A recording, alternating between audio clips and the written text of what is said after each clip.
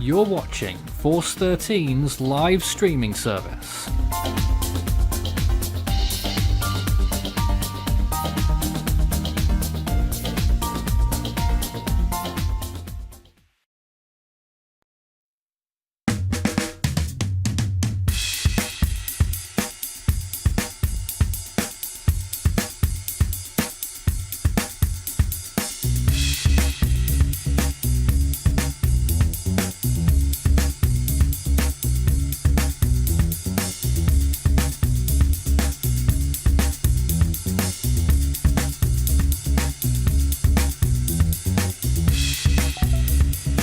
Hurricane Helene strengthening here. Relatively slowly, it has to be said, but rapid intensification should be just around the corner. 2 Recon planes are in the storm right now. It is a potentially catastrophic storm as it heads towards the Florida Bend region and the Panhandle as a whole, and the whole peninsula as well. At least tropical storm warnings are in effect for the entire Florida Peninsula, with hurricane warnings further towards the west, northwest of Tampa they start, all the way round towards Panama City. Tallahassee also underneath that, where significant impacts look to be rather likely. Well, they're also expecting at this point a storm surge of up to 20 feet. And the last National Hurricane Center advisory had a forecast now calling for a Category 4, which it would probably still be at landfall, making it the strongest landfall to ever occur in this area. So, in short, it is a very dangerous storm, and it is still on its way. I think it's pretty much locked in that we're going to have some severe impacts, even if it doesn't get much stronger, given that the wind field is pretty large, and that alone will bring in a good-sized storm surge.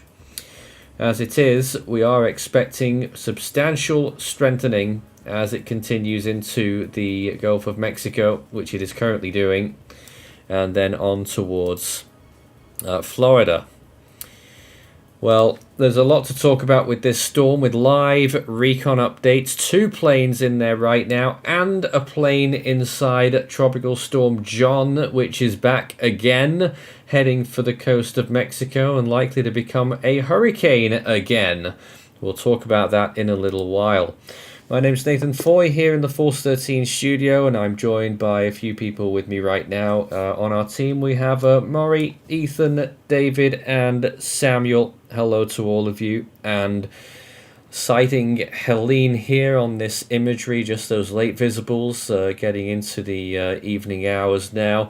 The eye made a little appearance there, although it's fair to say those latest frames aren't looking quite as good as they were before. I was looking at microwave imagery earlier. It looks like it's got a very fractured inner workings to it, with some areas with some pretty decent winds in there and others maybe not so much. So right now a storm that is still a work in progress despite its good appearance this evening. Shall we talk to Ethan first? I don't know if you're there for us right now. Your thoughts on that and how the storm has transpired throughout the course of today. Well, I figured you'd come to me first. Yeah, I figured so as well. But Helene, it's been very interesting to watch it. Of course, it became a hurricane this morning, I think around 11 a.m. Eastern. That's when it became a Category 1. I think so. And has been somewhat intensifying. I say somewhat because the winds haven't really caught up yet, but the pressure has continued to decrease. So I do think that give it a little bit of time and the winds will catch up with the storm. But I think in general the storm is intensifying, and I do think that once we get to tomorrow, we're going to see a much bigger intensification episode pretty much throughout all day tomorrow probably. In a way, models have been pretty good with this. They're all going for sort of like a consolidation phase roundabout now, maybe a little bit earlier. But certainly on these latest infrared frames especially, it is looking increasingly messy. Northern side, the weakest there, or eastern side perhaps, but there is still a significant amount of blow up of convection there on that south side. But I don't know whether it. Well, we're going to find out from Recon shortly whether we're going to see any signs of rapid intensification, but it doesn't look like it is at the moment. But we've got to keep hammering home the point here that regardless of any further development, which will happen, it looks already locked in that we're going to have a big storm impact. Even weaker storms can bring in massive storm surges. And extremely wide wind field. National Hurricane Center said on many occasions that it is in the 90th percentile for the largest wind field. In other words, in the top 10%. So it is a very large storm, although the hurricane force wind field is still extremely tiny, so small in fact on this cone you can't actually see it. That big sort of looks like a lemon actually. That's the tropical storm wind field there, extending out way over Cuba, just about to reach the Florida Keys, but almost the entire state of Florida under warnings, and actually the entire state of Georgia is under either a tropical storm or hurricane warning, and South Carolina as well, and some of those inland warnings extending into North Carolina and Tennessee. The forecast, a Category 4 peak, 130 miles per hour, and rapid intensification projections, like models earlier, suggested that there was I think it was a 92% chance that it would get to 125 miles per hour, and I think it was about a 58% chance that it would get to 130 miles per hour, so more than half chance. What do we think about that forecast, guys? There is still some uncertainty. Of course, it could be weaker than forecast, and it could be a little bit stronger than forecast. There is still some uncertainty with that. So I think 130 miles per hour right now is a good forecast to make. Although, would I forecast it as early as the National Hurricane Center forecasted it? I don't think I would, actually. That is interesting, isn't it? I'd actually forecast it probably a little bit later, closer towards landfall. That is interesting. They have that Cat 4 point there at that 1 p.m. time slot. And if I'm not mistaken, Ethan, that first hurricane point, in fact, is 95 knots, which is almost a Category 3. That doesn't look very likely from where I'm sitting. Yes. And then the other question, whether it's going to be able to strengthen all the way to landfall. Some models think so. Others, not so much, or some of them maybe just leveling off when it gets closer to land. It's going to be a big question mark here on how much wind shear will be able to get into the storm later on. But it's pretty plain sailing for Helene, at least for the short term. Although this is a very short-term situation, this is just less now than, about 24 hours here until landfall. Not a very long time. Let's see if we can get some more extra imagery here as well. Some late visibles just before we get nightfall. Just loading in here. Just give it a couple of moments. You can see on the right hand side there, and now on the left. That is the central core of Helene rapid scan imagery. Let's talk to David. You're also with us here watching Helene from afar. Your thoughts on it, looking at the storm tonight, a strengthening trend? Definitely on the strengthening trend. I'll be keeping a close eye on it, but the storm surge is going to be critical in Georgia. The state governor has already formally responded. Schools to be closed, flash flooding. Will be the second key factor, but the storm surge for some parts of the Florida state up to 20 feet. But yeah. This absolutely it's has the still got potential 24 hours. to be a historic storm. Yes, You know, another monster. and we I mean, I'm a stickler for not doing hyperbolic stuff, but there has never been a Category 4 landfall on that stretch of the Florida Panhandle. If it does make landfall in that location and sweeping round towards the east there, the only thing matching it is recently Idalia, and that was a much smaller storm. So if it does go all the way with this strengthening phase, it is going to be a mighty concern. But again, with the size of the storm wind field as well, this is why we've got huge tracts of land there under tropical storm warnings. All of that blue zone, in fact. I know these graphics are new, but I can scarcely recall seeing such a wide area like that under warnings. But even Georgia, with The entire flooding, state. yes, and I was talking to Murray before we came live. What is the tornadic percentages and also the water spouts? But it's going to be one to follow closely. Well, Maury, you are watching the tornado situation right now. Have you got any news for us? I don't know if Maury's actually there at the moment, but I know that they are around and I've been watching a fair bit. There have been some tornado warnings throughout the course of today, including in Georgia.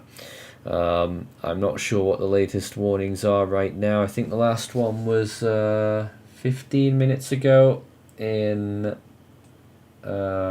southern Georgia. There was a tornado warning that's probably still active there right now. They cancelled that one, Nathan, and we've got a couple of storm warnings. I think the closer one will be North Carolina, but flash flood warning Tennessee, flash flood warning in Florida, Holmes County, so that's on the eastern side of Florida. Recon, there's two planes in the storm right now. Let me bring to you the latest.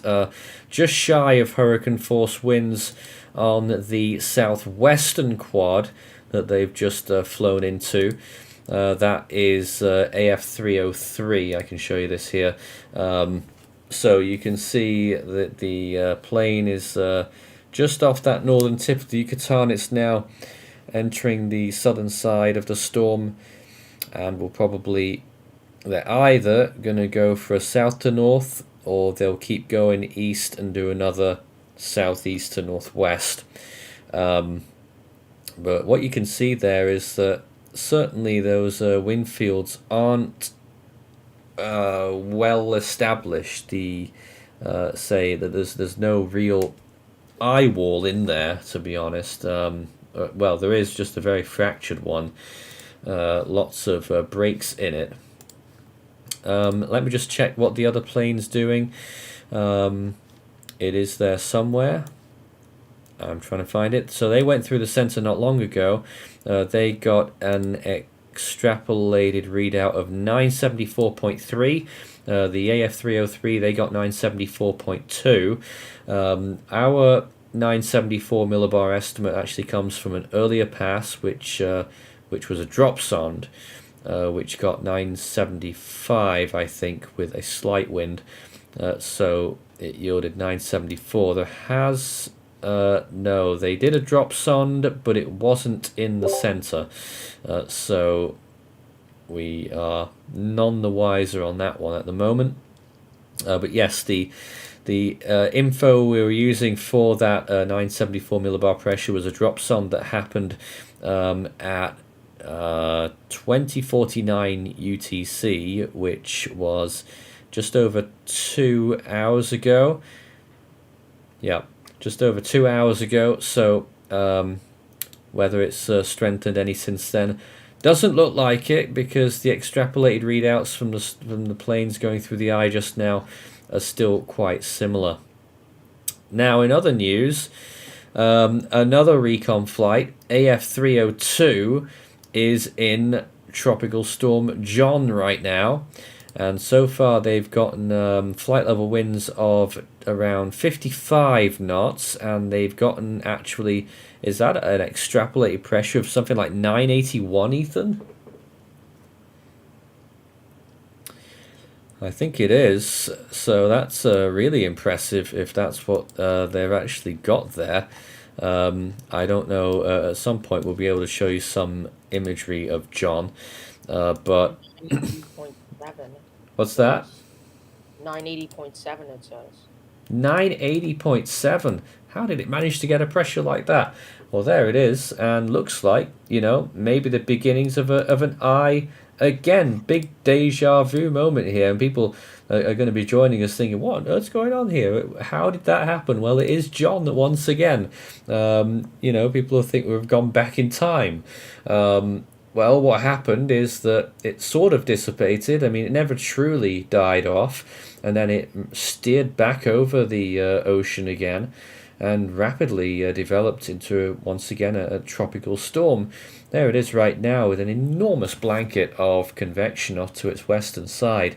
Some really high cloud tops in there too. Absolutely enormous. Look at that. So Looking good.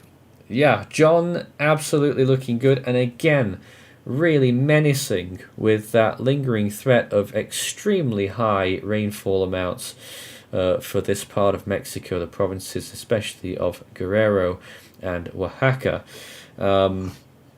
But apart from that, that's all that's really going on in the tropics, but these two are really going to be keeping us on our toes. Here's some latest imagery from that ZER enhancement on Helene, and it is safe to say here, it's fair to say that there's no signs of rapid intensification here. So that the longer it stays like that, given that we've only got 24 hours until landfall, hopefully we can get just slightly more optimistic. But I gotta tell you right now, it's not looking very good. I think the satellite imagery, it looks messier compared is to a few hours ago. I think it is looking messier, but again, I don't want to sound too positive about that. It's even if it doesn't, even if it only gets to category 2, it's not like it's not like Francine, for instance, which was a really messy storm. This is a huge storm with a very, very large wind field, which will only grow, and it will be throwing, even if it was a much weaker storm, it would still throw a very large amount of storm surge into the coast there. And this really, really has the ability to sting, this storm, over a very large area. Strong winds all over the place. Of course, the National Hurricane Center will update on both of these storms at the next hour. I haven't shown you John's cone yet. Let me show you this. There's John. Look at that. It's another massive wind field, this time displaced onto the southern side. And as you can see, they've issued another hurricane warning for that area, just like it was a few days ago. Now it's further up the coast. Let me just read the info out on that, and then we'll move back to Helene and read out all of that info as well. But for John, hurricane warning there for Tipan de Galeana to Lazaro Cardenas. Hurricane watch for Acapulco to Tipan de Galeana and Lazaro Cardenas to Punta San Telmo. And a tropical storm warning for Punta Maldonado to Acapulco and Lazaro Cardenas to Punta San Telmo. And again, they are still expecting a further 10 to 20 inches with isolated totals of 30 inches of rain, 750 millimeters across portions of Guerrero, Oaxaca, and Michoacan to the west. So really impressive there. As we continue to watch John, 50 miles per hour was their last advisory. I expect they'll be bumping it up again at the next one at the top of the hour. As for Helene, as we throw it back to that cone just for another moment here, their last advisory was 85 miles per hour, 978 millibars, but it's clearly lower than that now, although the wind's possibly not stronger yet. We've seen no clear evidence that they've gotten stronger. But a storm surge warning then for Mexico Beach eastward and southward to Flamingo, Tampa Bay, and Charlotte Harbor.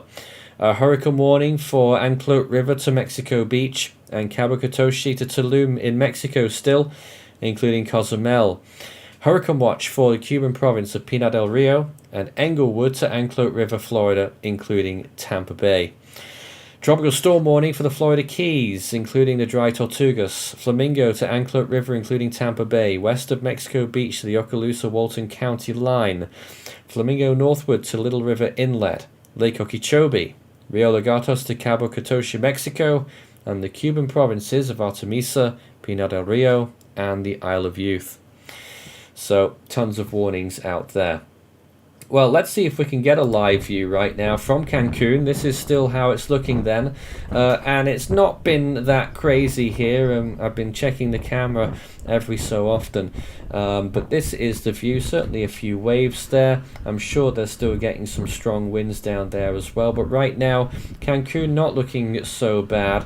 But yeah, you can still see some strong winds and hear it, in fact, on that camera, looking out to sea. But it does it, it's quite bright there. It is the weaker western side, although it's more towards the southern side now. I reckon there actually might be more rainfall over the course of this evening than what they've seen so far, because it's going to be more onto the southern side, which has a big burst of convection. Maury, you got anything to show us over there? So I'm looking at a few different products across the board here. So we are seeing this cone, but I also want to point out the flash flooding potential. Of course, it's not the main concern with the system, unlike with John. However, this storm is still going to produce a ton of rainfall. Definitely. Well, hey, it is the main concern if you're near that tri-point there between Georgia, South Carolina, and North Carolina. Exactly. So it's not like it isn't the main concern everywhere. It is the main concern for areas that are not along the immediate coast, specifically near Georgia, South Carolina, and North Carolina, near the Asheville area, and down towards Greenville, Spartanburg.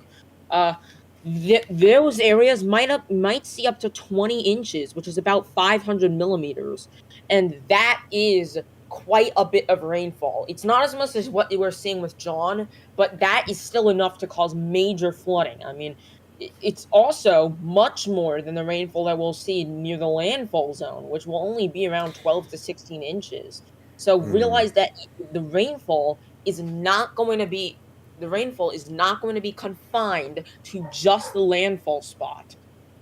But also, the rainfall will continue to spread into Missouri and Kentucky and Tennessee as in the form of 4 to 6 inches, and be even as fell as far as central Indiana, but it won't be that high anymore.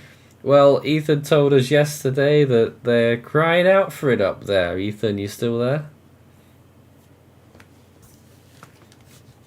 I thought I want to get his take on that, but it looks like he stepped away for a second. We haven't spoken to Samuel yet. You're in Illinois, so you're seeing some of that on the rain chart there, further south albeit. What are your thoughts? Yeah, I'm actually up in northern Illinois. It doesn't look like we're going to be getting really much rain. They are calling for, but might be getting some of the winds from when Helene goes post-tropical. We might be seeing some wind gusts up towards 30, possibly 40 miles an hour. Probably which could be amplified by the effects of Lake Michigan, since I'm right off of Lake Michigan. But it looks like the big rain threats could up to we could be seeing rain accumulations of up to 7 inches in the southern part of Illinois, going more so down toward to southeast of St. Louis, going down towards the Illinois-Kentucky border, and even parts of southern Indiana as well. Let's take some comments and questions. It's been a while already before we've managed to take any. First of all, some of our supporters, Nadami Racing, nice to have you with us again. What are the chances percentage of a Category 5? Well, we put it in the percentage chances down at the bottom bar. I can't remember what it said now. It's in the single digits. Let's see if I can manually roll that back and actually tell you. So there it is. We're giving it a 6% chance right now, although that may be going down given that the storm isn't currently intensifying very much, it seems. And Hurricane Swifty 13, now Category 5 member. We really appreciate that and hope you're doing well. Says, thanks for everything, team. Hope Helene won't be that strong as it is expected to be. And prayers to everyone living nearby of the landfall point. It is going to be a big storm in one way or another, that is for sure. Okay, let's see if we can get some comments here right now from everyone else as well. Yash says, which is better, an analog for Helene, Idalia or Michael? Well, we were talking about some of these analogs earlier. Michael had twice as much time as Helene and was about 3/4 the size that Helene is. Maybe a bit less, actually. So Michael had it better. It would be pretty extraordinary if a storm this large would be able to get to the upper echelons there. Helene has half the time that Michael did, so it really has no right to. And as for Idalia, that's a much smaller storm, but obviously managed to strengthen quite a lot too, delivered a massive storm surge to thankfully small populations, but absolutely we could be seeing more stuff like that tomorrow. Matteo first says that they kind of wonder what does it mean if they're directly on the Anclote River in the middle of it, which is being used as the border for many warnings. Well, I would assume that you would go with the worst warning on that particular scenario. And Rendezvous says that the JTWC have classified their newest invest northeast of Cimarron 96W as a subtropical storm. And do we agree? I have no idea. I've not even looked at it today, if I'm being honest. I'm just looking now. What was that? 95 or 96? That 96. 96W. They've got a blue circle around it. That it doesn't mean it's a subtropical storm. That they're monitoring for development and giving it a low chance. As for 18W Cimarron, I think that was a bit of a laugh, wasn't it? That storm really struggled. Doesn't look like much, although there could be a new significant storm brewing heading for Taiwan over there in the Western Pacific. It's all going on around the tropics. Nathan, the Joint Typhoon Warning Center has 96W as subtropical. I've just been talking about that, David. They're monitoring for subtropical development, but they're giving it a low chance. And a lot of people mentioning a certain NAM 3-kilometer model, which doesn't do hurricanes usually, and that's why it's giving it 886 millibars. You can throw it out with the trash. Was no point talking about it. Yep. Alex says, thoughts on if 99L will develop. Which one is that?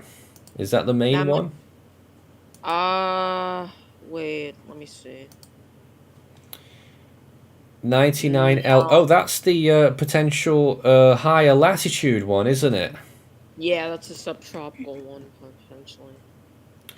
Well, take a look at what's been happening with this one here on this RAM imagery. Look at that. Big burst of convection near the center. And that, it's tempting to call that a tropical cyclone already, looking at that big burst there. I've seen them given for weaker systems or worse looking systems. That is quite impressive. That's what, 35 degrees north, so you're not going to get huge cloud tops. I have seen worse tropical storms in that location. They'll be watching really to see if that convection maintains, and if it does, then there may be a chance there that we'll have another storm name to our tally. Throwing it back to this live view of Helene right now, and we're going to have to keep watching it very closely to see if there's signs of more rapid development. Of course, Recon are in there right now as well. Let me get the latest info from them here. So NOAA 2, they've continued to go southeast and now have turned northeast, so they'll probably go along the eastern periphery now. They got maximum winds just before, about 68, 69 knots flight level. So again, nothing special, it has to be said, nothing that we haven't already seen. And I've not got any more info on AF303 yet. Oh, yes, we have. Looks like there's been a bit of a gap in their readings on when they were going through the south side. They probably got close to hurricane force flight level winds. And again, nothing sensational really on their readings. They've only had maximums of 65 knots flight level winds. So from all the areas that Recon have sampled right now, I would actually suggest that this is probably a little bit weaker than what it's currently been said in terms of that wind speed, probably 80 miles per hour. There may still be some stronger winds in there, though, that they haven't yet found. So we'll keep watching and waiting on that. And of course that pressure has stayed relatively stable in the last couple of hours there at around 974. So really have to big question marks over what happens next. But the National Hurricane Center will be providing updates at the top of the hour. They certainly won't bring that intensity down, even if Recon fails to find anything still corroborating 85 miles per hour, because obviously they don't want people to let their guard down, because as soon as you do that, if they dropped it by 5 miles per hour, everyone will say, oh, it's a bust, because people are like that when it's still going to be still got a huge window still of intensification, extremely warm sea surface temperatures, and I reckon it may just be about to start to rebound looking at this satellite imagery, although it remains to be seen. Maury, you're looking at similar imagery there right now as well. Late visibles there, just about losing the light. And looking at the movement of the storm, looks like it's due north, maybe even just a trifle east now on that latest view. Yeah, and that it was what we were expecting regarding the track of this storm. We were expecting it to move towards the east a little bit by now. I'm not sure how much of an east angle it will move at.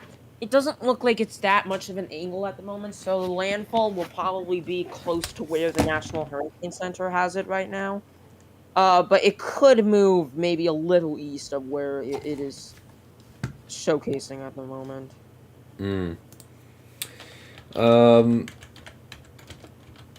Getting one or two questions about sort of like personalized forecasts here. A comment on how strong, what the highest wind gusts will be in Clermont, Florida. Well, it looks like you're going to get tropical storm force winds quite clearly. I could not tell you what kind of gusts you might get. It could be near hurricane force, and I would expect that the winds you'll probably get 50 miles per hour sustained there. in central Florida there, Clermont. Apparently, the National Hurricane Center have updated the chances for the tropical weather outlook.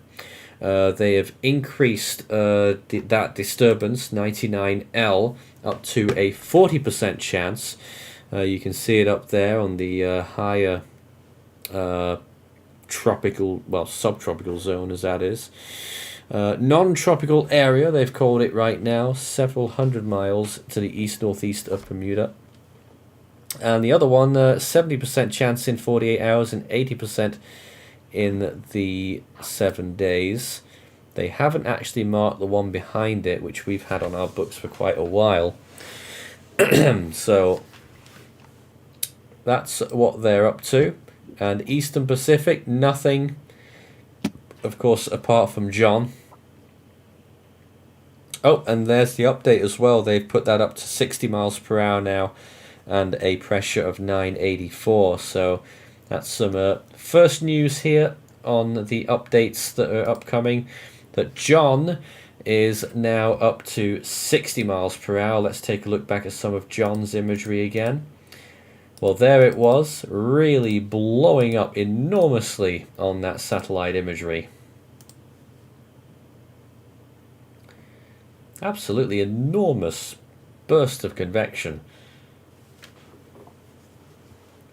I don't know if we could get a view that's zoomed out just to give you a bit more perspective on just how big that burst is. Here is a view that I can show you. It's not the best. In fact, on this particular vantage point, you can't even see it. It's too low down. I'll try and get a better one for you, but suffice to say, it is absolutely blowing up with tons of convection there. Here's another view that we can take a look at. Nope, not that one. There it is. Just those latest frames blowing up massive convection there on that west and southwestern side. Switch it to one of the, let's say, the water vapor. And again, just showing, really showing there that moisture plume. Absolutely. I mean, look at that. In what period of time is that? That is 4 hours. And in 4 hours, John's dome of convection has increased probably triple to what it was before. Just about to see Helene there as well on that imagery. So let's go back and take a look. We'll just wait for these images to load again at some super close-ups of Helene. We'll have infrared on the right. There it is. And the visible imagery there on the left. And this is a super close-up. I have to say, it's still looking very flaky near the center. Yeah, and I'm struggling to figure out what's actually going on down there, whether the mid-levels are actually even getting slightly displaced compared to the low levels. I'm going to check with Recon just to see exactly where they're getting the center right now, whether it's underneath, whether it's where that mid-level center appears to be, or whether, as I might be suspecting, it could be just a little bit to the west. But we'll figure it out. We don't have any other info from Recon at the moment. Just that NOAA 2 are getting some pretty strong winds on the eastern side. Take a look at this. This is around 60 knot winds there in a quite a large area of where the plane is currently. Heading northeastwards, I think they may well go for a east to west run through. Either that or they'll go northwest to southeast, but they haven't checked the west side yet. So, I don't know. If I was them, I figured you might want to go from due east to due west just to get that last area. We'll await those update cones. Let's just check to see if they've done John yet. Ah, they have. And again, you remember a couple of days ago when we were looking at John the first time around and how the intermediate advisory, the position update, was completely skewing the cone. Well, looky here, it's happening again. It's well west there of that projection at this point. So I have no idea what they're going to end up doing at their next full advisory here. But something's going to change, it would seem, at this rate. Really crazy storm, John, and giving the National Hurricane Center a dreadful headache. It seems like at this rate, John might. Is John already very close to landfall again? No, not especially. When do they anticipate landfall would be? Oh, well, if it followed the National Hurricane Center's forecast there, that landfall would have been, I forgot what it said now. Early afternoon Thursday. But if it's moving west of forecast, that will delay the landfall, if one happens at all. I was just checking the HWRF model. It sort of has it hugging the coast and doesn't really fully commit to a landfall. And I imagine a few other models might be saying that too. For land impacts, though, what it means still is tons and tons of rain inland over the mountains there. And the National Hurricane Center reported that it could be a maximum, isolated maximums of 30 inches, 750 millimeters for that area. Let's get some more comments right now. Dawson Godfrey says, is Recon still in, John? Yes, they are. I'll see what they've got in just a second. And can John's outflow affect Helene if it gets stronger? Well, that question came up the first time around, and I still think the answer is going to be no. Although you got to wonder, is Helene stalling a little bit in strengthening? Is anything to do with John? I don't think so. But I don't know with the wider airflow.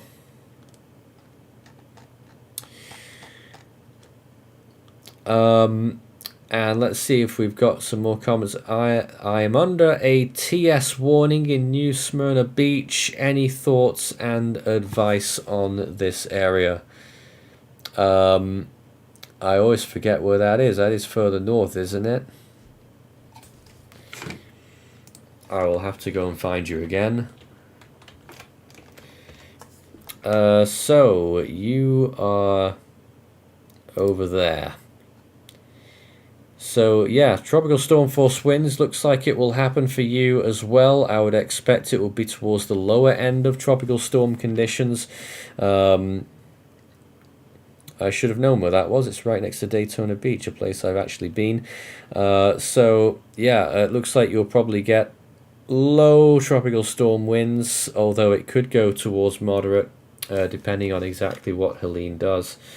But the way it's looking right now, I would expect 40 to 45 mile per hour winds for you, but it could be sustained for quite a while given the large shape of the wind field. We're waiting for the update to this cone. When the update for Helene comes out, they may wait all the way till the hour mark, given that Recon are currently investigating. No, they aren't. The update is out already. 7 p.m. Central Daylight Time. Helene likely to become a major hurricane tomorrow. Preparations to protect life and property along the Florida Big Bend coast should be rushed to completion. Currently 23 degrees north, 86.6 degrees west. And it is 85 miles per hour at the update, pressure 974. It's literally what we went with at the start of the hour. They say it is moving due north now, 360 degrees at 12 miles per hour. No changes to the warning. Let me read them out again, though, the warnings. Mexico, storm surge warning, Mexico Beach, eastward and southwards to Flamingo, Tampa Bay, and Charlotte Harbor. Hurricane warning for Anclote River to Mexico Beach and Cabo Cotoche to Tulum, Mexico, including Cozumel. A hurricane watch in effect still for the Cuban province of Pinar del Rio and for Englewood to Anclote River in Florida, including Tampa Bay. Tropical storm warning in effect for the Florida Keys, including the Dry Tortugas, Flamingo to Anclote River, including Tampa Bay, west of Mexico Beach, the Okaloosa-Walton County line, Flamingo northward to Little River Inlet, Lake Okeechobee, Rio Lagados to Cabo Catoche, Mexico, and the Cuban provinces of Artemisa, Pinar del Rio, and the Isle of Youth. So that's the latest on their advisory, which has just been dropped. As you can see here, Carabel, Florida to the Suwannee River, 15 to 20 feet of storm surge currently expected. Over to Apalachicola, 10 to 15 feet. Suwannee River to Chassahowitzka, 10 to 15 feet as well. To the Anclote River, 8 to 12 feet there. Indian Pass to Apalachicola, 6 to 10 feet. Anclote River to the middle of Longboat Key, 5 to 8 feet. Also Tampa Bay, 5 to 8 as well. Middle of Longboat Key to Englewood, 4 to 7 feet. East of Mexico Beach to Indian Pass, 3 to 5. Englewood to Flamingo, 3 to 5. Charlotte Harbor, 3 to 5 as well. So, storm surge is going to be a big concern with this storm, as we've been talking about. And as mentioned, preparations to be rushed to completion. This is expected to become a major hurricane. Their last update, full advisory, predicted a Category 4. A little bit surprised that they already put out that update, given that Recon are still flying around, and who knows, they may get some incidental data. In fact, AF303 is about to make a new pass now.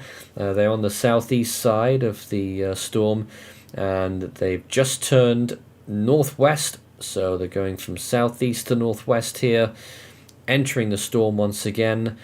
Southeastern side, really they haven't got any really impressive winds back there. Currently they're getting about 50 to 55 knots flight level winds, and SFMRs haven't been that impressive either on their flights so far, only getting maximums of about 60 knots. AF302 is about to make another center pass into Tropical Storm John. Earlier on, they got 55 knot flight level winds, so that pretty much corroborates that 60 miles per hour update. They also got brief 55 knot SFMRs, but potential contamination there, it does look suspect.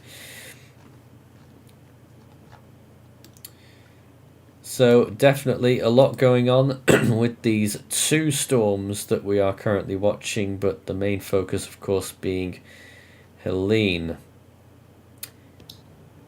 And speaking of which, per the latest NHC advisory, they are still holding with 130 miles an hour at peak. Well, yeah, they will, because they don't update that at the intermediate advisory. They only update it at the full advisory. Okay. But yeah, nonetheless, I would still imagine there could still be fluctuations in intensity. It could easily either downtrend or uptrend depending on how much dry air is going to infiltrate the storm. Once that storm fully closes off, the dry air gets the dry air out of there, then it should start strengthening pretty quickly as it moves north towards the Big Bend. And even the track is still uncertain. I have seen some that it's possible that this storm could shift a bit further east than what the NHC is forecasting. It is starting to narrow down, though. A few points I want to make about this new cone. Possibly good news, I'm not sure. That first hurricane point, which is just ahead of it there, 2 points about that. That's supposed to be the 1 a.m. position. I think the storm may be going a bit faster than that. And that hurricane point, I'm pretty sure that was for a 110 mile per hour storm by the time it gets to that point. It doesn't look like, barring something really radical, it doesn't look like it's going to get to that strength by the time it gets to that point. That may have a knock-on effect on the rest of the forecast, although that only at this point means that instead of a Category 4, we might be looking at a Category 3. It is still going to be a pretty devastating storm if it does get to that strength, given the size of it as well. You know, we talk about storms that have entered this area in the past. There aren't that many that have affected that Apalachee region, that Bend region, as anything more than Category 2s. There's only been a handful of majors that have done so. Of course, the most recent shining example being Idalia last year, a much smaller storm, managed to get itself going a lot better. Yeah, but I honestly think this is also something worth considering for those who have gone through Idalia. I would almost kind of see this like in size only in size, comparing only in size Charlie and Ian, though I'm not sure how dramatic the size difference is would be between Helene and Idalia in this case. Because what we've learned from Ian, it struck almost the same area as Charlie did, but due to its size, the impacts were felt on a much larger scale than Charlie was, and we could see something similar with Idalia and Helene, though the differences may not be quite as dramatic in terms of size, but the impacts will definitely be more widespread and further inland as well due to how fast Helene is moving. Well, this is certainly more into the Ian camp, isn't it? For sure. I'm just going to check how large Ian actually was. So, when it was at 90 knots, the wind field, wow, it was small. It was still small compared to Helene. Only 100 nautical mile winds when it was during its rapid intensification phase. 100 nautical mile was the largest radius. Helene, take a wild guess, 300 southeast quadrant right now. So it is almost 3 times the size of Hurricane Ian. At a similar point. Insane. Yeah. That's David in the background. Is he talking to us? I don't think he is. That very well. Also, its impacts this storm might be large enough to almost cover possibly an entire quarter of the Gulf, almost the entire northeastern quadrant of the Gulf. Though we'll have to see how far west the impacts from Ian are supposed to be going into Alabama and Mississippi Helene. potentially along those coasts.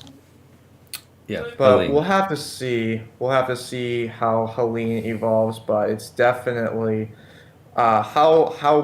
it's interesting to see what caused Helene to get that large. I'm trying to think. I mean, I don't know. Sometimes these things just happen, but they do tend to be from this kind of origin. You get a lot of mess going on in the Western Caribbean, and sometimes they end up spinning up into storms. You look at that wind field, though, once again, lemon-shaped, as I called it earlier. Large, and it's only going to get larger if it keeps going like that. Almost all of Florida could receive tropical storm force winds there, according to that. And that is staggering. I can't remember what Florida's population is, but it's many tens of millions.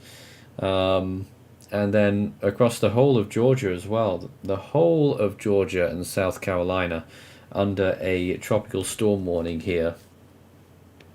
I mean, this is honestly something. This a size you typically see much further north, like usually like in um, like Like far northern Fiona. New England. Yeah, like far northern New England or Atlantic Canada is where you'd normally see storms this large. Usually, typically, you wouldn't see them this storms this big in the Gulf. Yeah, I don't know if I can point to one factor.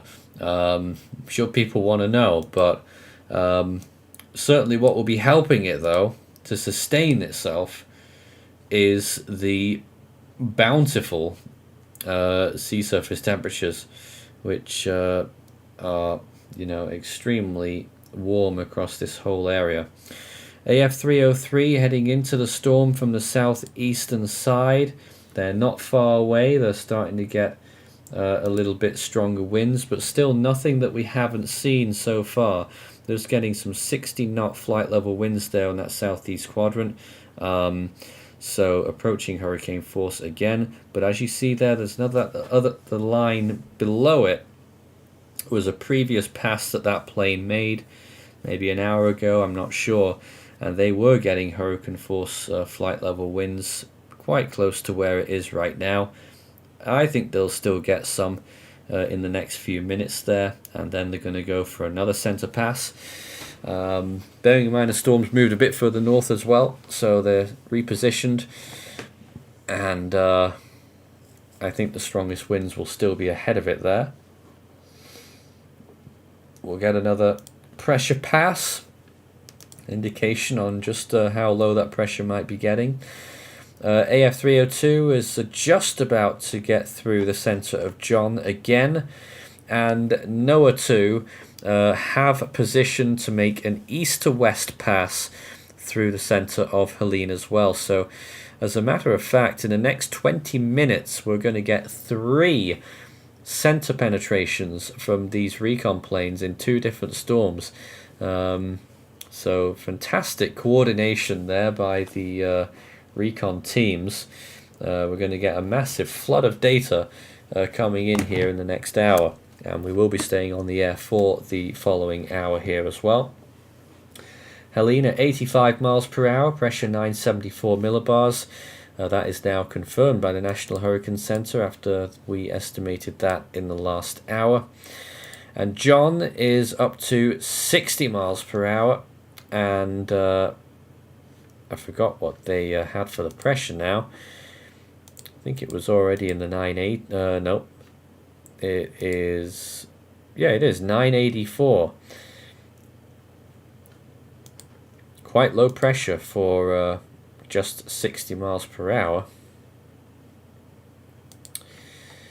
But there we have it.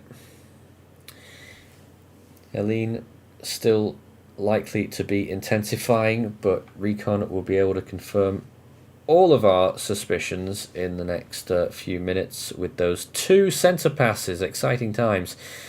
Still no clear signs that we are getting a rapidly intensifying storm yet, but keep looking around there. What were the main things that we're looking for here as we look at this imagery is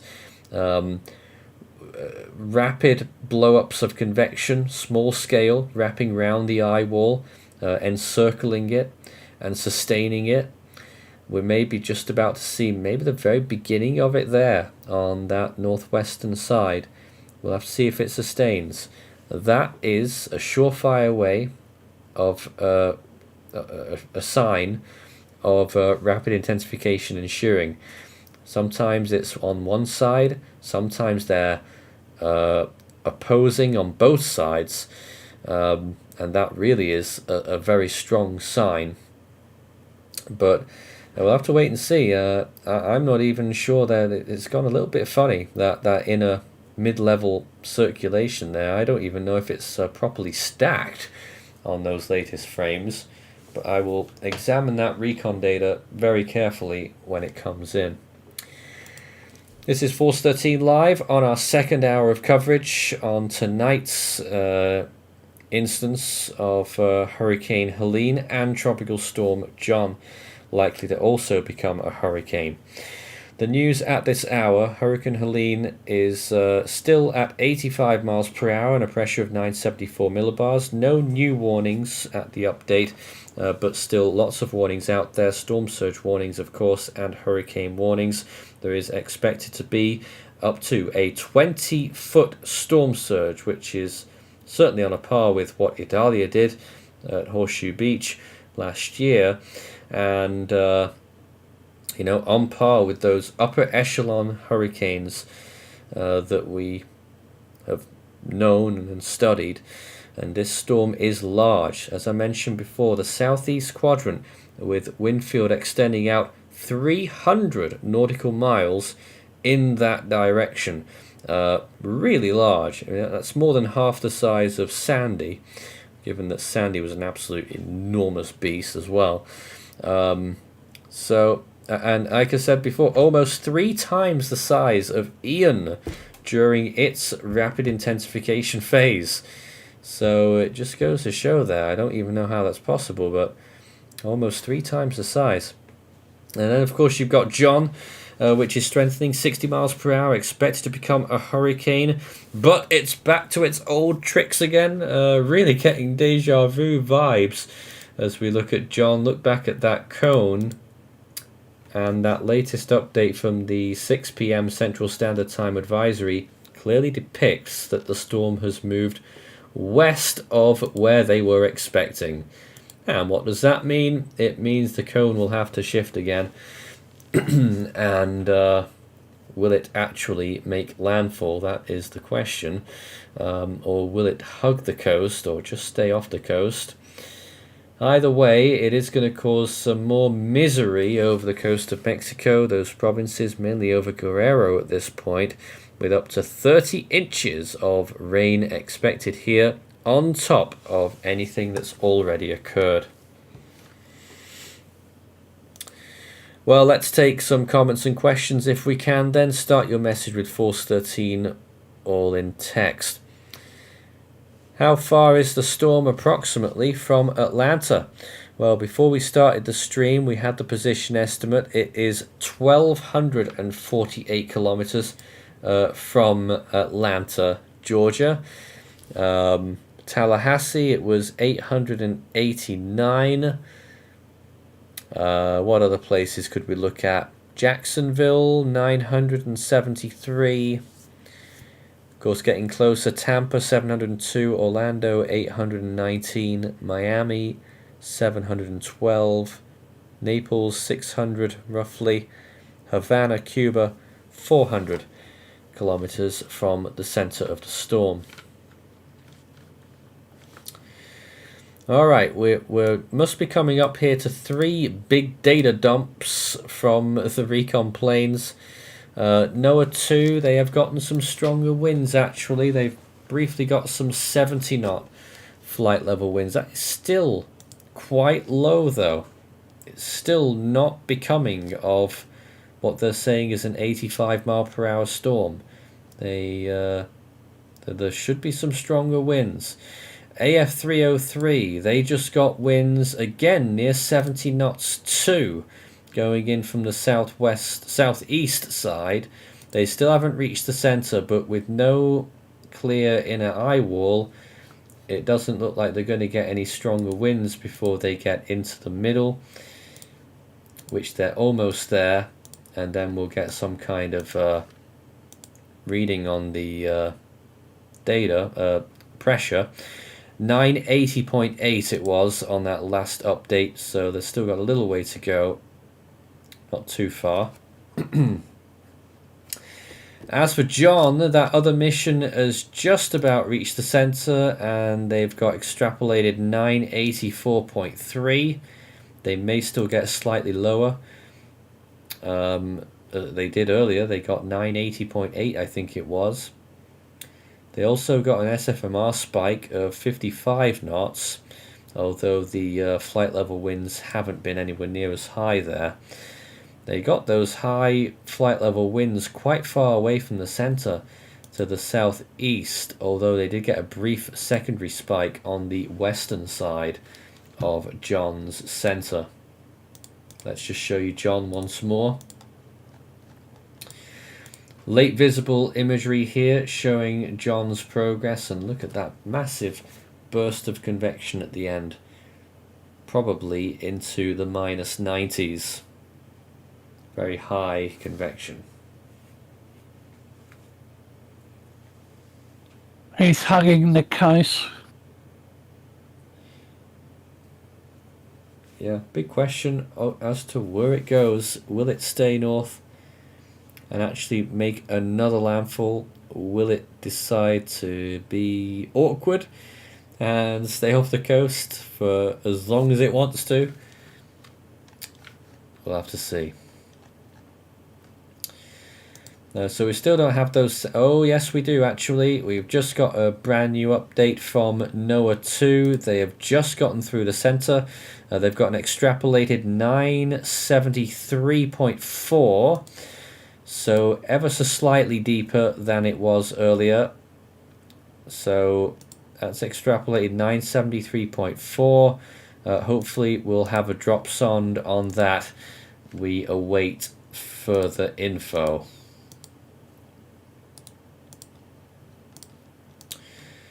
But to confirm there, that is a new low actually, 973.4 extrapolated on that mission, NOAA 2, and they got 70 knot flight level winds on their way in, which to me is only indicative of 75 miles per hour rather than 85, but there we have it. With the other Recon flight getting close, the AF303, hopefully we get an update from them shortly as well. And just the John flight, they eventually bottomed out at 981.4 extrapolated there. So actually slightly higher than it was before, and now they're getting stronger winds on the north and northwestern side. They're actually getting nearly 55 knots flight level winds. Again, you can see it on this chart. The plane is just on the edge of my inset there, heading off towards the northwest now, with a few orange barbs there, indicating flight level winds between 50 and 55 knots, close to 55 actually. So they're off northwest. I don't know where they'll go after that. They might go back south and maybe go for a southwest to northeast pass perhaps. Or maybe they'll turn right and then start from the northeast and go southwest again on that particular flight. I'll just see if I can get you the visual on the flights that's just gone through the eye of Helene. Unless we have some extra data. Nope, not yet. And again, I'm actually intrigued to see exactly where this center is. Is it in line with satellite? Take a look. Imagery right now, and that suggests to me that just a few miles of discrepancy between where the center appears to be on that mid-level and where they're actually finding it on that low-level recon. Is it inconsequential in a large system like this? It may well be. But the indication we're getting right now is that it's very, very slow strengthening here, that it may have fallen 1 millibar in the last hour. Well, if it kept up that trend, that would be 24 millibars in the 24 hours it's got until landfall, we expect. So that would bring it down to upper 940s. So even at that, seems like a snail's pace, would actually bring it to probably a mid to strong category 3 based on its current progress.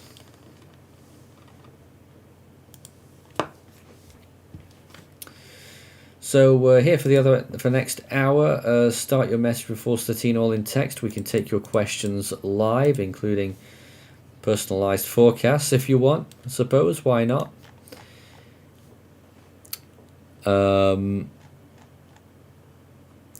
Oh, we got tons of questions earlier. Logan says, do we think that Helene could be another Michael? You could say thanks to the HWRF. Well, I compared it to Michael earlier. Once again, Michael had twice the time, and it was quite a bit smaller. So it had that in its favour. Of course, at the time, when we were tracking it, we never expected it to become a Category 5 either, let's not forget. Can this storm do it? I think the chances are fading fast at this rate for it to get to Category 5. And obviously no one wants to see that. But Category 4 still definitely in the picture. Scorpion says, thoughts on 98L? Now I'm assuming that one is the one that's in the Eastern Atlantic. I'm going to have to verify that here because I lose track of the invests. Yeah, so let me load up some satellite imagery and we can have a little look at it together here. This is 98L. Moving away from Cape Verde, you can just see one of the islands there on the right hand side. Well, latest imagery, there's not too much going on with rotation. It needs to improve that clearly. Convection was decent earlier though the pattern has gotten much worse actually in those last few frames. Maybe a little burst there just at the end. But the system's currently struggling. But from what looks like, it looks like it's going to get to tropical storm status though. Good model support. Whether it gets any further than that, I know models we've been looking at have been sort of a borderline hurricane for quite some time as well. But in all scenarios, it ends up drifting further north and away from any of the areas that we're concerned about. We'll take a look at all of the models a little bit later on in the hour. How bad do we think the Tampa Bay surge could be, specifically on the Gulf Coast? Well, Tampa Bay, they said 5 to 8 feet. So it could be cumbersome, but it could be a lot worse for that area. I can't remember now, but I imagine that they would have had similar surges with those other recent storms that we've had, maybe even Debbie. I'm not sure. Any thoughts on those convective bursts in the last few frames? It is something we've got to keep an eye on there. That is actually quite decent looking. You're getting 2 convective bursts there on the edge of the eye. In fact, let me do some telestration here and show you the areas that we're looking at. So, looking at this latest satellite imagery, you would suggest there that the center is here when you look at that.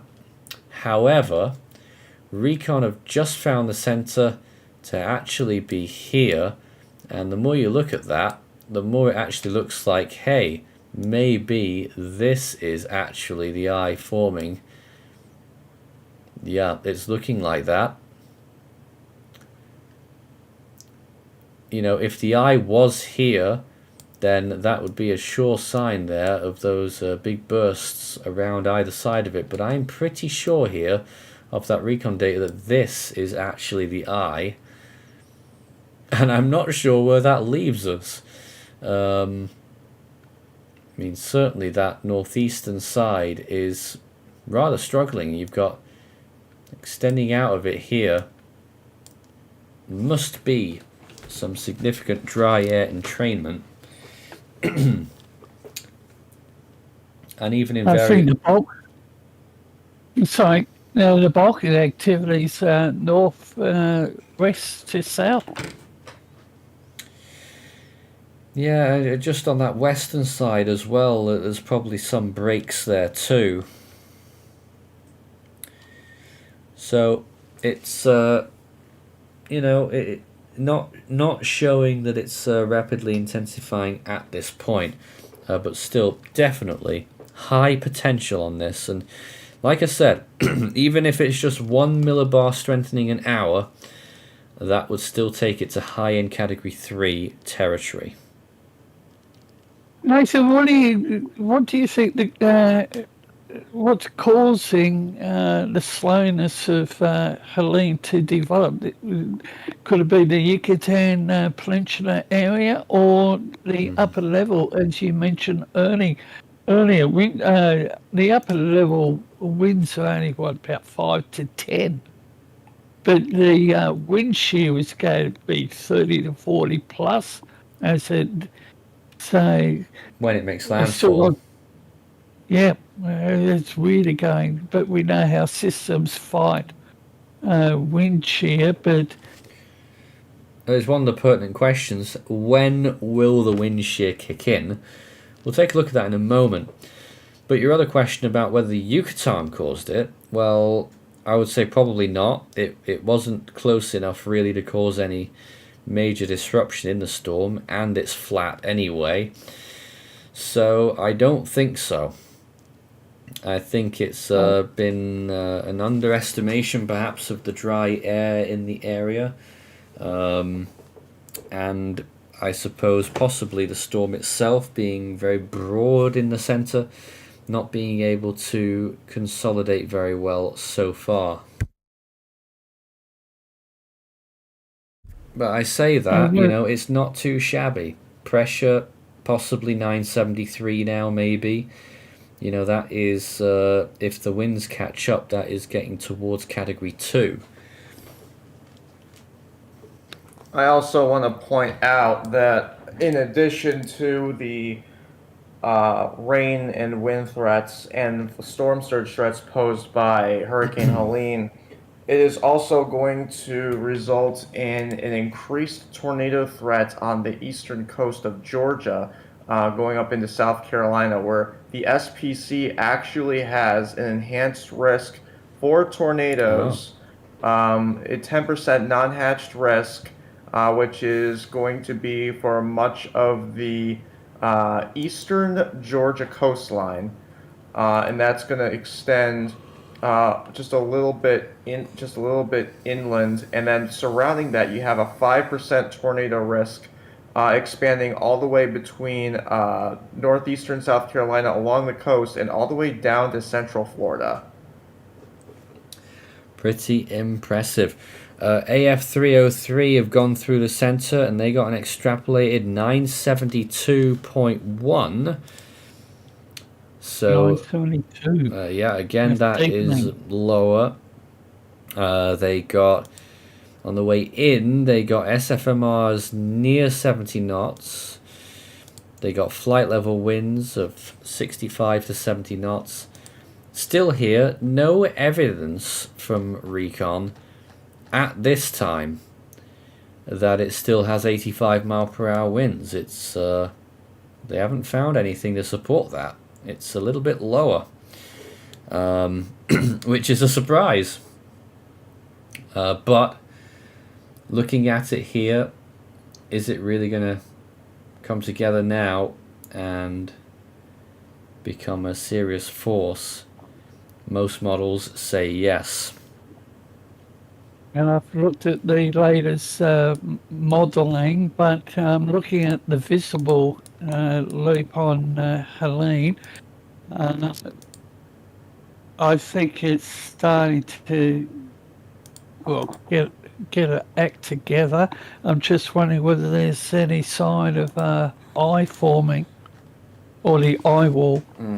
Well, this is all parts of eye wall, bits of it that are trying to coincide. But didn't the NHC in an earlier advisory say it had a ragged eye? Oh, it certainly is what you would call a ragged eye, yeah. I mean, the more you look at that left-hand image, the more you see it. All of that rotating going on there. You know, this is the eye that we're looking at. There's a few bits of convection in it, though. We're waiting to see if they've actually dropped any drop-ons in there. They haven't shown anything yet. There was drops on the eastern sort of eye wall. They got 46 knots at the surface. Now, I'm really seeing nothing supporting 85 miles an hour. I got to say it as it is. Nothing from Recon is suggesting that the storm is as strong as that. However, they're still getting declining pressures, and that can only mean that winds will, to some extent, catch up.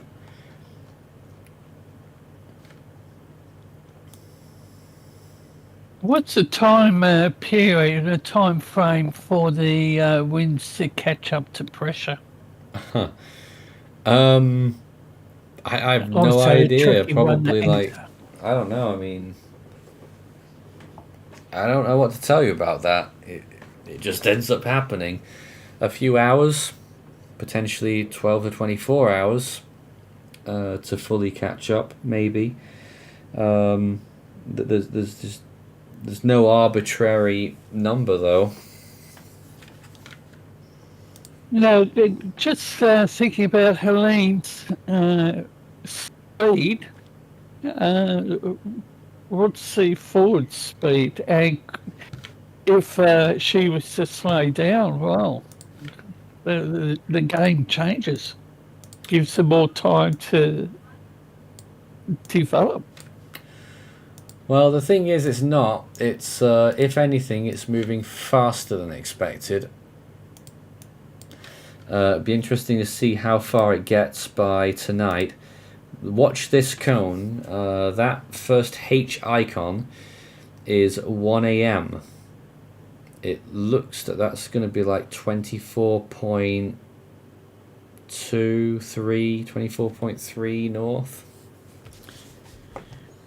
So if it gets there before 1 a.m., then it's moving faster than expected. Well, I say 24.3 roughly, and right now the position is going to be something like 22.8, which means that it's got 1.5 degrees, which is about 90 miles.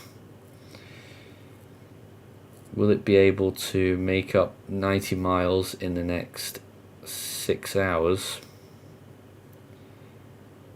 That would be an average speed of, what's that, 15? Yep. You'd have to average 15 miles per hour. Well, currently they say it's moving at 12, so maybe it won't quite get to that dot. But the other thing about that is that that forecast was for it to be 110 miles per hour by the time it got to that first hurricane dot, and I don't think that's going to happen. So that might bring down the final intensity, but I think we're really still going to be looking at almost a certainty here for a major Category 3 hurricane landfall, and certainly the outside chance that it could still get stronger than that. Some more questions then. Just trying to get ones that we haven't actually had so far. What is the threat level for northeastern Georgia? Well, take a look. The entire state is under some kind of warning. All of that northern area, tropical storm warnings for you, hurricane warnings for large parts of southwestern Georgia. Another comment here. Do we think that the low pressure area in the Black Sea ever acquired subtropical characteristics? It did look quite interesting, as we mentioned. It's one we're going to have to go back and look at. It was very borderline on phase diagrams as to whether it actually became subtropical or not. Then it had some good winds. For a brief period it was nearly 50 miles per hour. So I don't know what the answer is on that one. And again, you'll have to pardon me at times, coughing and spluttering all over the place. But it's been a trademark of mine for the last 2 weeks plus, actually now. But we'll roll with it. But the risk for the people in the state of, I think, Georgia, will be as bad as Florida. And the state governor's already responded.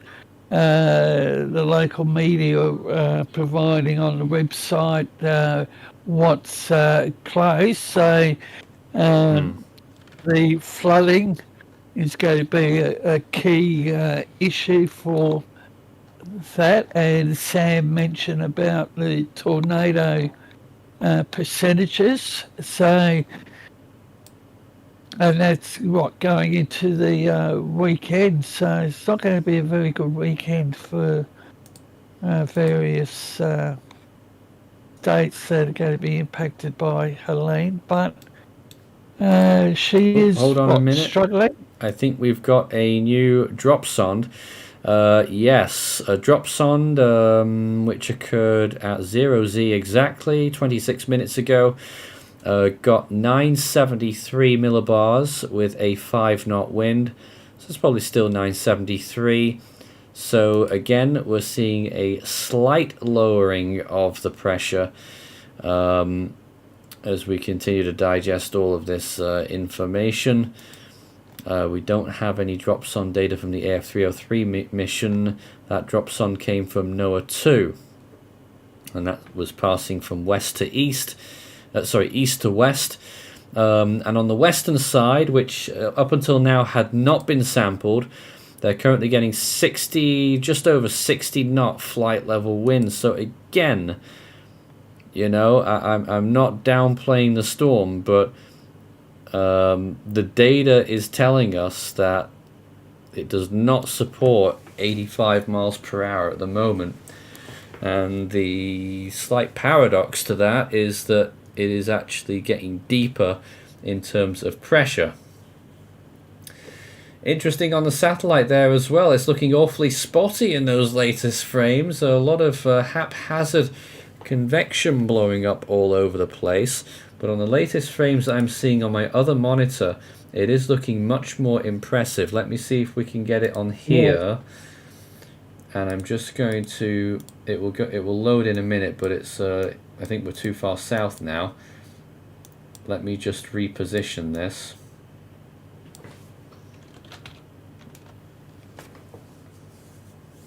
You can see it though, you know, that is the eye in there.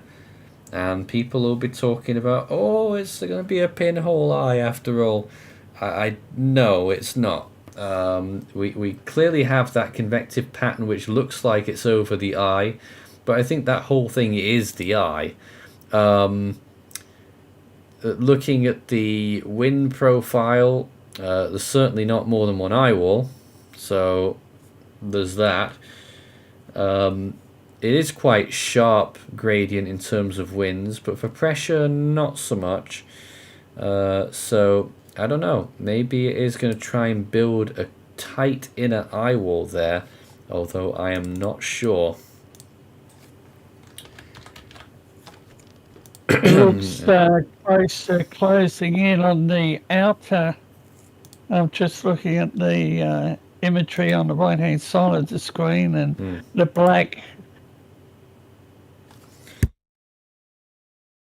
So that's, as you said, Nathan, the pressure is dropping, but one can ask this question, how come the NHC came out with 80 miles per hour? No, they've got 85,974 at their last advisory. But what I'm saying is, Recon here are failing to find winds to corroborate the 85. It's lower, 75 or 80. But they are finding a lower pressure, at least 973 now. And what quadrant was the previous reading? What do you mean? Where the strongest winds were? Yeah. I think so far the strongest winds just about the southeast quadrant. Quite a close call. And how high was that? Or what level? Maybe east, actually. I don't know. It's probably 850 millibar level. Yeah. They're flying at the 850 millibar level here.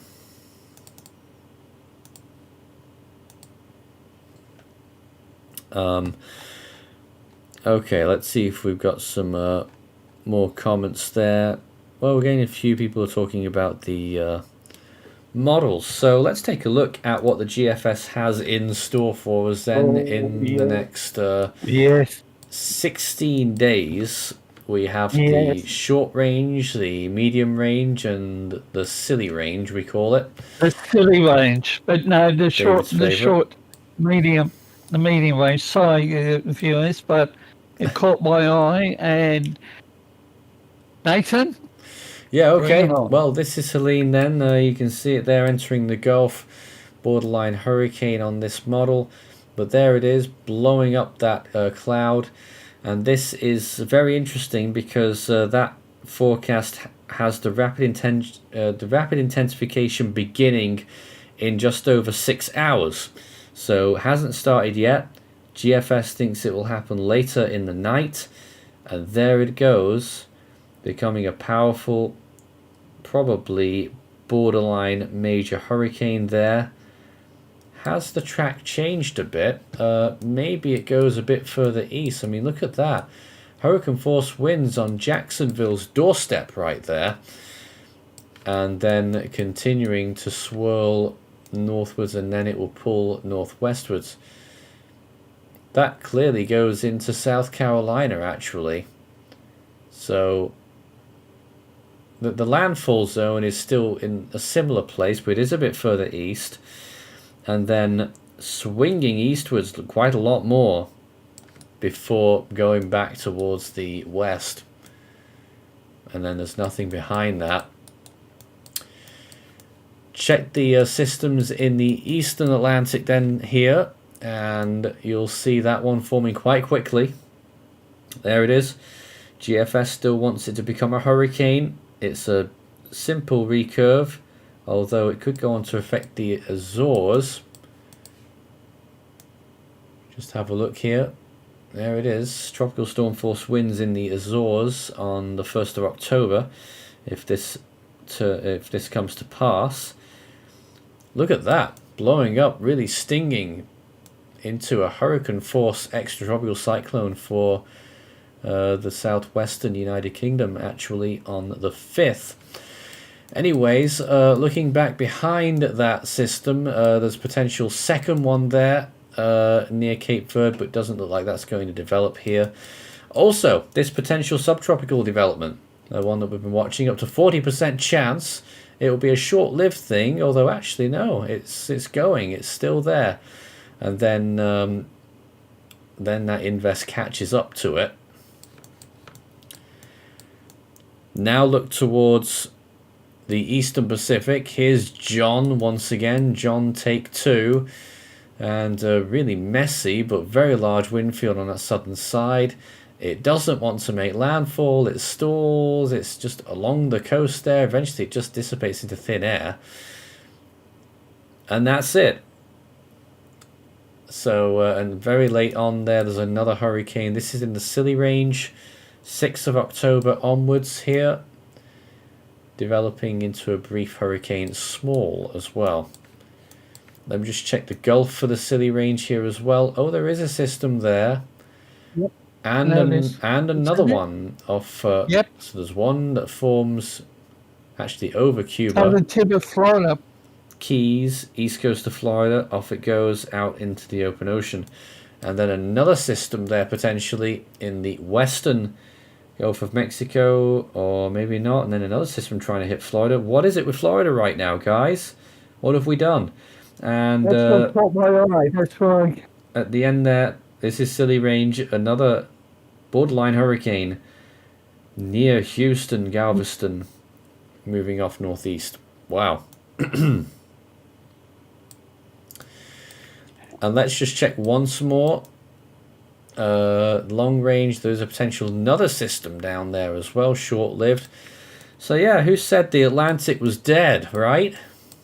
It's firing. Eastern Pacific, we already covered that. Let's look at the Westpac then. So a few things that I'm actually going to mark. This is Cimarron. Shouldn't have been a tropical storm if you ask me. JTWC are watching this area here for potential subtropical development. I've no idea what they're thinking. And this here is the invest that should develop, that could develop into a tropical storm. Oh, and a fourth area here. Watch that space closely. That is going to be a system 2. Here they come. So there's that storm developing quickly, becoming a typhoon. And then running right into Taiwan. Feels like gamey all over again here. Borderline major typhoon. And then churning up northwards, northeastwards. South Korea landfall. And in the longer range, not much else going on in the Western Pacific. Indian Ocean, looking at North Indian then, nothing. Nothing at all. Southern Hemisphere, a whole lot of nothing there as well. South Pacific, very little going on here. And South Atlantic, just in case. Nope. And the European region as well. Sometimes there can be systems there. There's actually potential another system in the Black Sea, although it doesn't look tropical in the slightest. So that's pretty much it for the GFS model there. Certainly a lot to chew on with that forecast. But now let's take a look at all the other scenarios for Helene.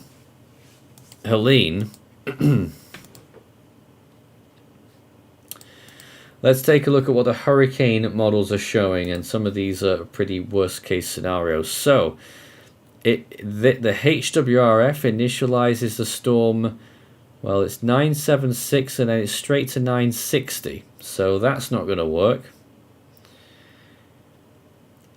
That's really weird. So that is absolutely a faulty model run from initialization there.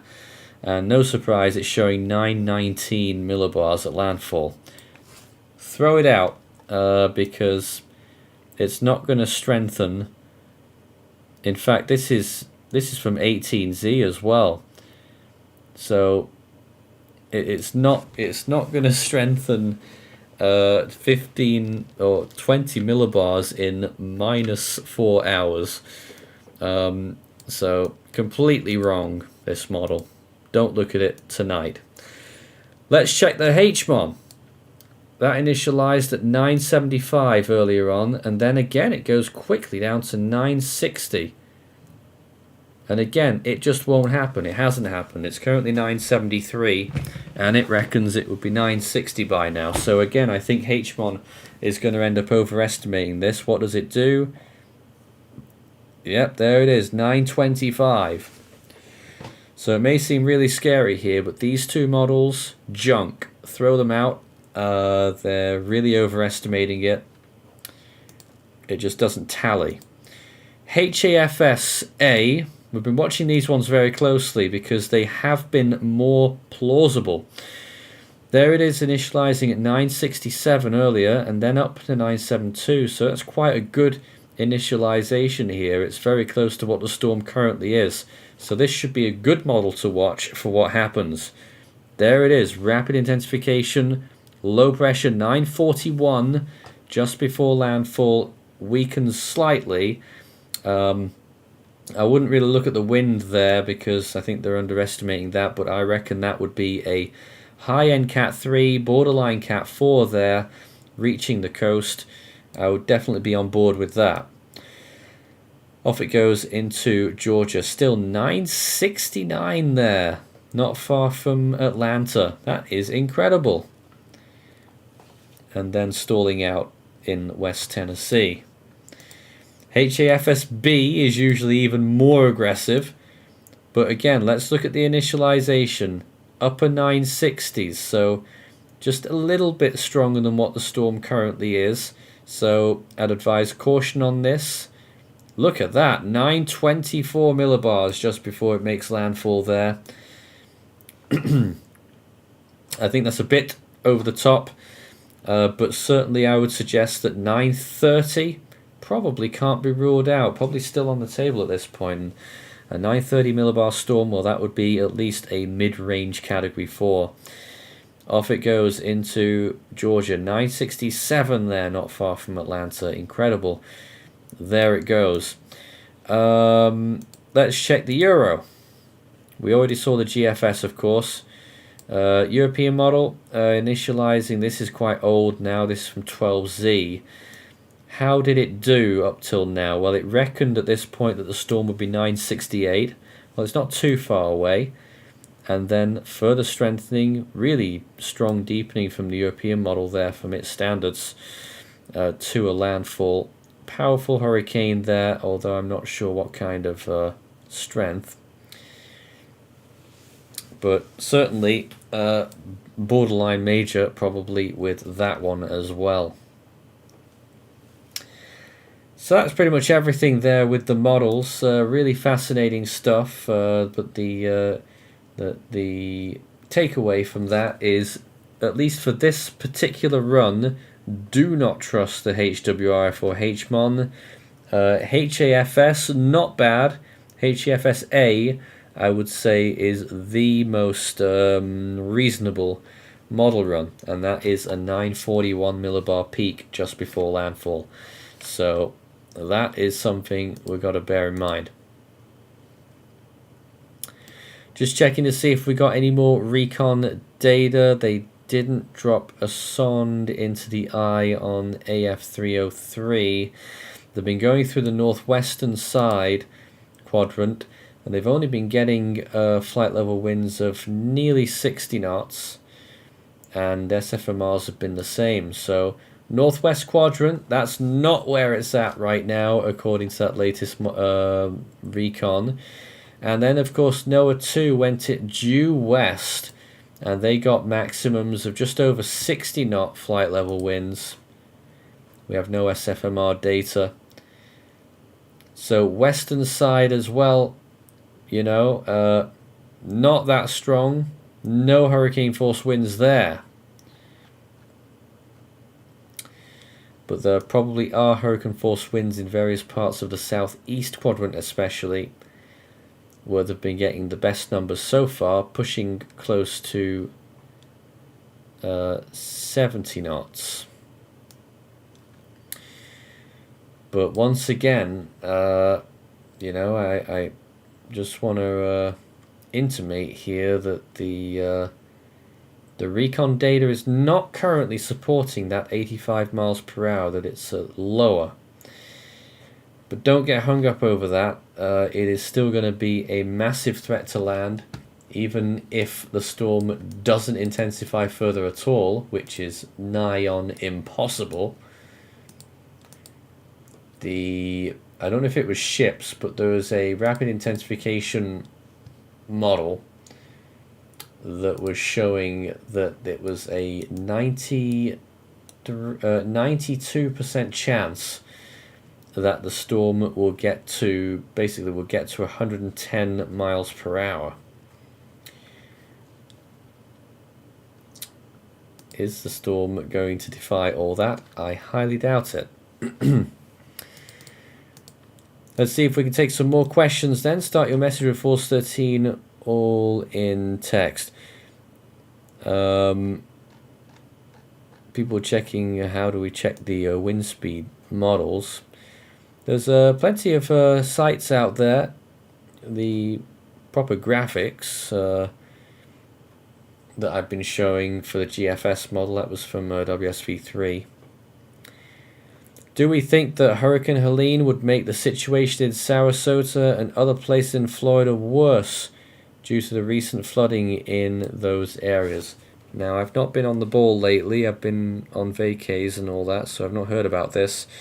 But clearly, if flooding is currently an issue, then it's going to make problems worse for a time. The good news for places like Sarasota is that it will be quite limited in the actual storm surge, but there could still be some significant rainfall, although probably not above 100 millimeters for Sarasota. Much of the heavier rain will be way up further north onto the Panhandle, but even more so in northern Georgia and into the other states neighboring it, South and North Carolina. Keep watching this live imagery and clouding over again with that convection over what looks to be the eye. Now, David, I know that you're often on the news wires. Have you heard much about evacuations, mandatory orders, all that kind of stuff? As mentioned, the governor of the state of Georgia has come out. There are closures, mainly the education, but I'm not seeing much from DeSantis down there in Florida, and it's mainly Georgia, as I've mentioned previously. It's the flood risk. So the rainfall's going to be significant. But I really, for Florida, well, overall, for the coastal area, it's going to be the high tide. And whether it's going to be high or low tide, I think Florida was about, 3 hours ago. But people will just have to continue monitoring NOAA radio, but as we've said, she's still going to be a monster. And another key question is whether it will reach Cat 4, probably low range Cat 4, but it's still got just under 24 hours. And rate of movement, probably about 22 hours to go. So where would you say the eye is now, Nathan, looking at the satellite imagery? Yeah, it is hard to tell exactly where the eye is going to be. My best guess here is about 22.8 north, 86.8 west.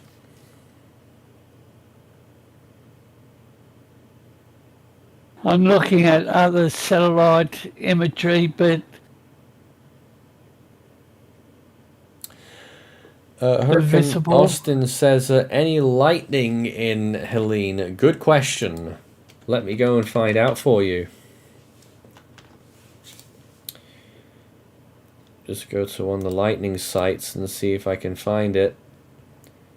Not seeing much in the storm itself, but there's loads of lightning in those northern bands. You see all those bands flaking out over the northern Gulf. Tons of lightning in all of those.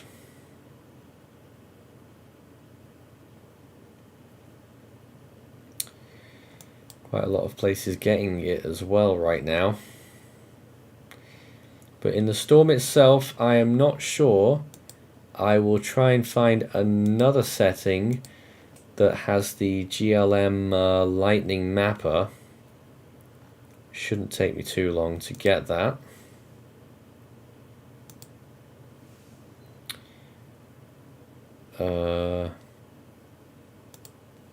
Okay. I'm only seeing a handful, just a small handful of lightning strikes towards the center of the storm. generally in the little band off to the west of the center.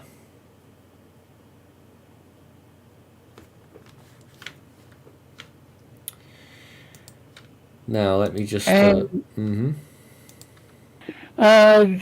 don't know whether this will be related. Sam, there's a tornado warning current for West Virginia.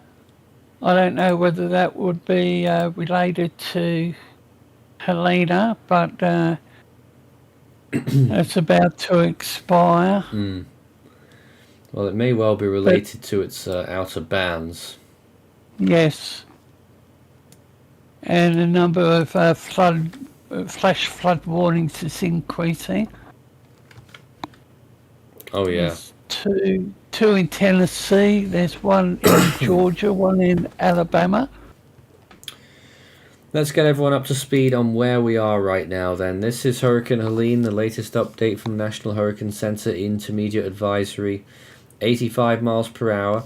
Pressure estimate 974, but it looks like we've got 973 from Recon now.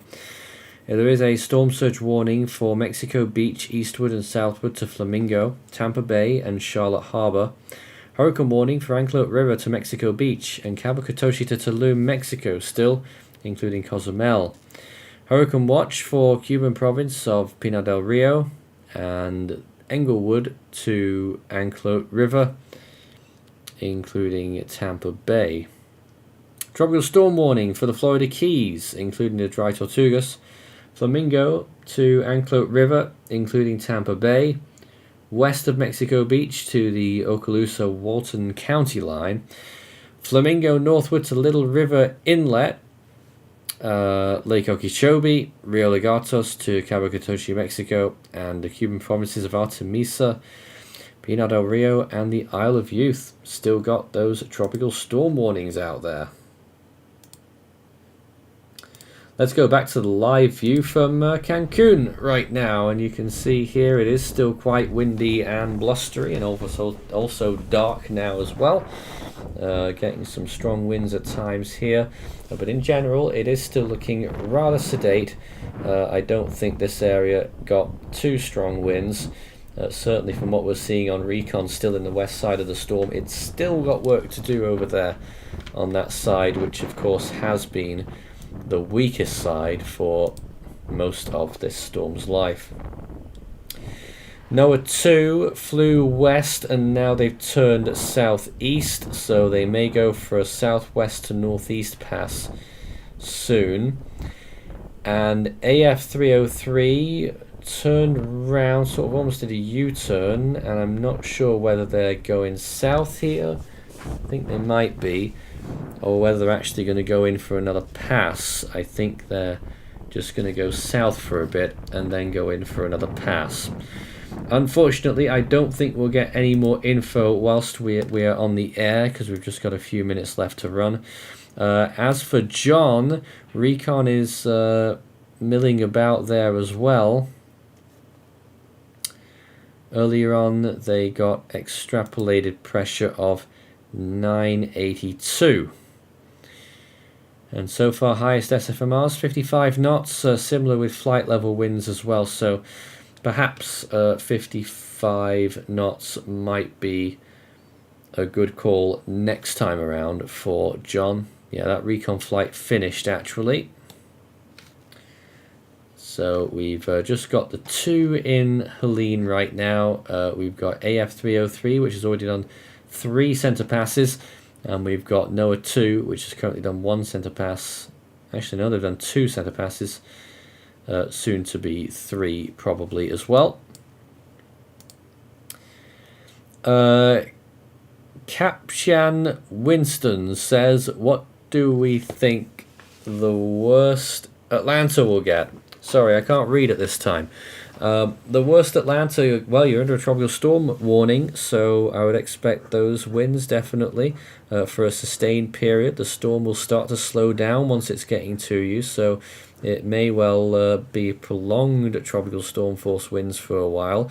You should be on the weaker west side and a little distance away from the storm itself, so I would expect it will be on the lower end, 40 to 50 miles per hour winds. sustained at times. Certainly might get some interesting gusts there, however.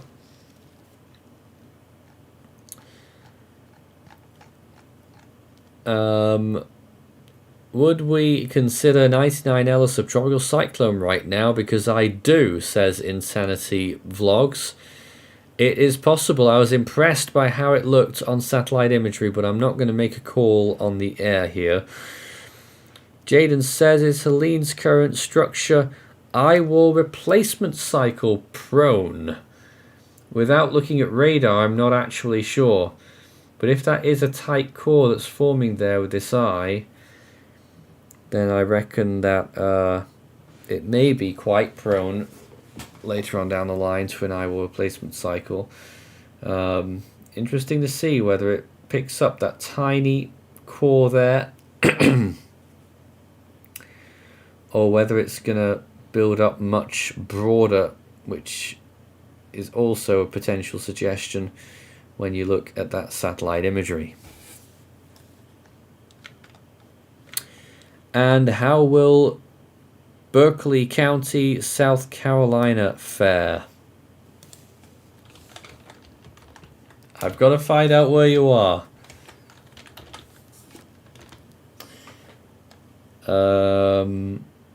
Berkeley County, South Carolina, you are right in the middle, really, aren't you? So that area, let's take a look at the cone. So you're under a tropical storm warning. Just look how far away from the track of the storm you are as well, and yet you're still getting that warning.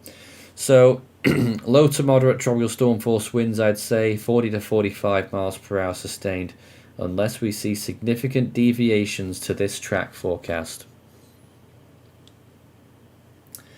That's the 7 p.m. update for Helene there on the screen, and this is the one from 6 p.m. Central Standard Time for John.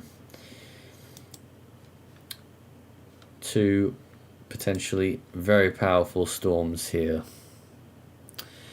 And thoughts about the National Hurricane Center's experimental cone. I think it's quite decent. I enjoy the inland warning graphics. I think it's good. I'm not sure how I feel about the Hurricane Watch Tropical Storm Warning hatching there. And also, I'm not sure how I feel about sometimes very small slithers of land getting the hurricane warning, which happened earlier. I think it's still there now on that west coast of Florida. It's hard to see. But apart from that, I mean, it's not a massive difference to what they were already doing.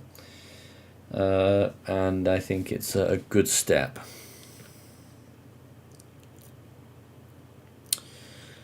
Do we think it will be a major hurricane by the 11 a.m. advisory tomorrow? It's a really tough one. I gotta say, really tough. If this is like a little pinhole kind of thing popping out right now, then the answer is yes. If it is doing what we think it's currently doing with no surprises, then I would say no. That by then we'll probably have a mid-range category 2.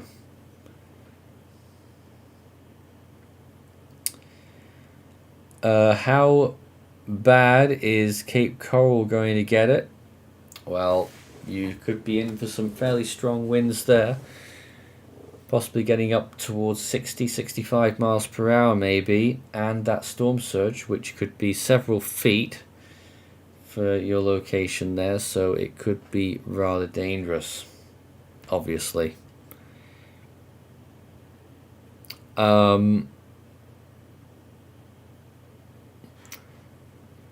And should the GFS's current run prove true...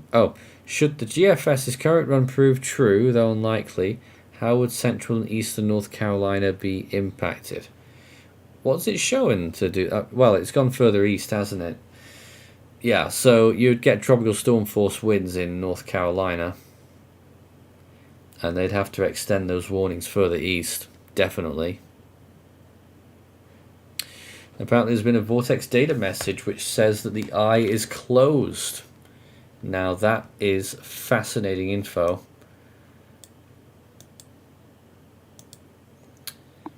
Because What does that mean? Eye wall replacement? no. It means that the eye is sorted, and I'm just wondering if it's, you know, just this area here. It is looking quite a unit now, so it may be on its way up. NOAA 2 about to head into the storm from the southwest. They're currently getting nearly 60 knot winds. AF 303 heading down the west side of the storm again. Still struggling to get any substantial storm force winds right there.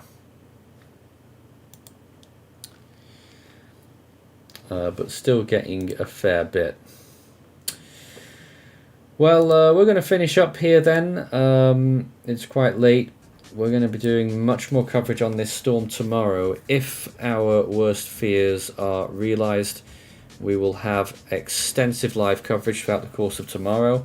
If we feel it's necessary, we will be starting coverage at 7 a.m. running all the way until landfall, with a little break at about the 11 a.m. time period until 1. Those are the times we're definitely not live tomorrow. But all the other times we may be live and doing a lot of updates on this storm. Obviously, it is going to be a massive deal.